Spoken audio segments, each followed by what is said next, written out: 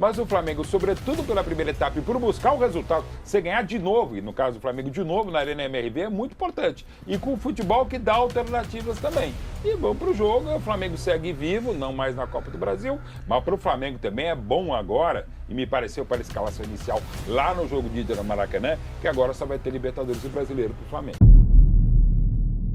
Fala pessoal, sejam muito bem-vindos ao Flamengo Informa e agora vamos ver as últimas novidades sobre o Mengão, como a imprensa analisou, né, essa eliminação do Flamengo na Copa do Brasil. Infelizmente ali acabou sendo derrotado nos pênaltis, venceu o Galo fora de casa, conseguiu um importante resultado, 1-0, um golaço do Cebolinha, por sinal, passou meio batido, né, mas foi um baita gol do Cebola. E nos pênaltis o Flamengo acabou desperdiçando 2 cobranças com o Wallace e também com o Samulino, e a imprensa debateu ali tudo sobre esse jogo e é o que vamos acompanhar a partir de agora. Eles ressaltaram ali os detalhes dessa grande partida. O link da TNT Esportes estará aqui na descrição. Bancada TNT Esportes, já agradecendo demais quem esteve com a gente ontem, né? Já batemos mais de 1.200.000 no YouTube. Gostei do que viu na Arena MRV, o Wallace Borges. Você gostou também? Cara, é óbvio.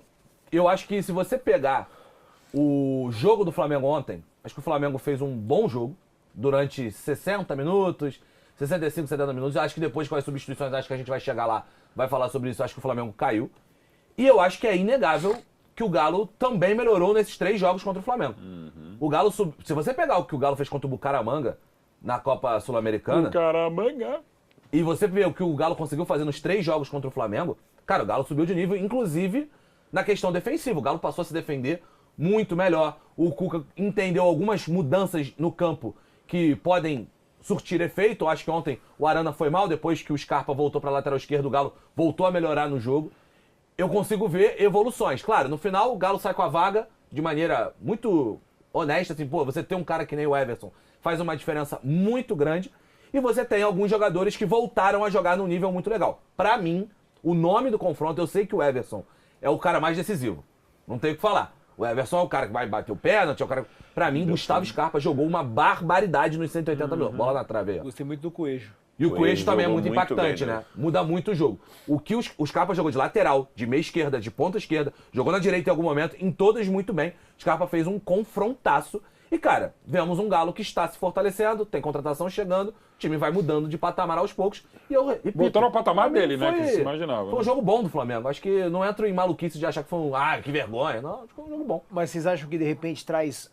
Eu vou colocar pressão, porque no Flamengo, pô, só de você estar ali já existe uma pressão.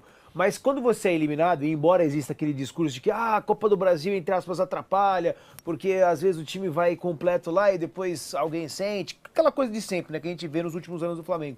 Mas uma eliminação, não sei, mas de qualquer maneira, acho que aumenta uma pressão por títulos, né? É pelo menos uma pressão extra, né? Você já vem pressionado. Você já não tem uma competição, então acho que tem um extra ali, não tem um adicional, um molho especial, VSR? Eu acho que não muda muito, não. Acho que o Flamengo se o Flamengo tivesse avançado ontem, e estaria pressionado para continuar liderando o Campeonato Brasileiro para ganhar a Libertadores. E por isso é que eu disse, por exemplo, no ano passado, que ganhar o campeonato, a Copa do Brasil do ano passado, não transformaria o ano do Flamengo em bom. Eu acho que foi um ano regular para o que o Flamengo precisa, para o que o Flamengo quer. Porque, mesmo que ele tivesse passado ontem, ia ser o discurso: tem que ganhar do Mirassol para continuar líder, e quarta-feira é Internacional, quarta-feira e tudo mais, é Internacional no Maracanã, e se ganhasse por 1-0 iam estar dizendo, foi pouco e tudo mais. Então, acho que não muda isso. Acho que para o Galo, essa classificação é uma classificação para mudar a sequência do ano. Porque até aqui era um Galo, em muitos momentos com dificuldade de competir. Acho que os 3 jogos em que ele jogou com o Flamengo, o Galo competiu de uma maneira muito boa. O Galo tinha feito um jogo lá com o Bucaramanga muito preocupante. E até dá para entender que era no dia seguinte lá da confusão, do Rony entrando na justiça, depois dos jogadores mandando notificação. E aí teve jogador que estava do lado do clube, teve jogador que estava do seu lado só reclamando e que não estavam errados. Então, e aquele foi o jogo lá, e E então foi uma coisa muito preocupante. E de lá para cá o time cresceu de produção. Então, acho que no saldo final dos 3 jogos, o Flamengo ganhou 2, né? No saldo final dos 3 jogos, o Flamengo ganhou 2. Mas o Atlético acho que sai com a sensação mais positiva, porque além de classificar, né? Hoje tá lá o Everson dando tchau para a torcida do Flamengo, tá lá o meme do Atlético zoando o Flamengo, então ele ainda sai com uma sensação de que ele recuperou o rumo, né? Acho que o Cuca estava muito questionado, muito pressionado. Então, acho que para o Atlético é um mundo ideal ali. Eliminou o Flamengo e achou um rumo de time fazendo boas atuações. Acho que muito bom assim, para o Atlético, com o Everson mais uma vez sendo herói. É um dos melhores goleiros brasileiros aí nos últimos 5 anos, sem dúvida nenhuma. E às vezes talvez nem seja tão reconhecido quanto deveria. Daqui a pouquinho a gente vai falar sobre as alterações no Flamengo, que eu acho que tem um impacto também interessante. Por exemplo, Saul, para mim, a gente até falava isso no arquibancada, entrou talvez uma outra rotação, enfim. A gente vai falar sobre isso, mas antes eu queria escutar o Felipe Luiz, produção. Pode ser? Falando sobre esse... que entra nas decisões que ele, né, tomou durante a partida, né? Algumas alterações, e ele morreu com 3, né? 2. Ele fez 3, né? Fez 3. Arrascaeta, Samuel Lino e Saul. Para vocês, fizeram sentido essas alterações? Para mim, não? o Felipe Luiz não pode ser criticado por ontem, pode ser criticado pela outra quarta-feira, o jogo de ida, quando perde, um jogo estranho, mas começa a estranho até pela escalação, que ele dá uma poupada para ir completo contra o Ceará, e aí a administração. E compreensível, gente, por mais que tenha muito investimento, time, elenco, treinador, comissão técnica, uma camisa poderosa, uma pressão descomunal, ninguém é mais pressionado no Brasil do que o Flamengo para jogar, e não basta ganhar bem, precisa jogar bem, e jogar bem, claro, é um conceito subjetivo. O Flamengo ontem, do primeiro tempo, e com uma escalação inicial, será? Pô, Cebolinha, cara, jogou muito bem. Primeiro tempo do Flamengo com a dinâmica do time da frente. Pô, eu falei, que coisa impressionante que esse Flamengo, coisa impressionante que esse Felipe Luiz. E é o jogo do Galo, é a final de Copa Interplanetária sempre contra o Flamengo, ou desde 1980. E você consegue fazer 1-0, podia ter feito mais, e aí é um mérito do Cuca também de fazer o que ele fez e conseguir levar para os pênaltis e ainda vencer. O pênalti é uma outra história, mas assim, é um momento que o Galo está agora jogando o que pode, o que sabe, e o que o Felipe fala para o Flamengo vale para todo mundo, vale para o Bucaramanga também. Nem sempre você vai jogar bem, ou nem sempre você vai jogar tão mal. Mas assim, o Galo começa a se achar, começa a achar um time, começa a achar um futebol, então não é acaso, e evidentemente, se tem um torcedor mais feliz, não, do Corinthians também, mas o torcedor atleticano está muito feliz, e o atleticano, João, vamos falar também do Furacão, até pelo momento ruim, está na Série B, e está mal na Série B para o Atlético Paranaense, mas assim, o Galo sai muito forte de ontem, mas o Flamengo, sobretudo pela primeira etapa, e por buscar o resultado, você ganhar de novo, e no caso do Flamengo de novo na Arena MRV, é muito importante, e com o futebol que dá alternativas também. E vamos para o jogo, o Flamengo segue vivo, não mais na Copa do Brasil, e convenhamos, isso não estou dizendo que é o Palmeiras, até porque embora tenha uma grande rivalidade Flamengo e Atlético, não é uma rivalidade citadina como é Palmeiras e Corinthians. E até pelo jeito que já falamos, não precisa nem falar demais. Para o Palmeiras é bom que você vai ter, entre aspas, só Brasileiro e só Libertadores, mas para o Flamengo também é bom agora, e me pareceu pela escalação inicial lá no jogo de ida no Maracanã, que agora só vai ter Libertadores e Brasileiro para o Flamengo. E aí, Wallace, sobre essas alterações e mexidas do Felipe Luiz? Porque os 3 que ele coloca, ele também utiliza na cobrança de pênalti, né? Não sei se teve de fato alguma relação com isso.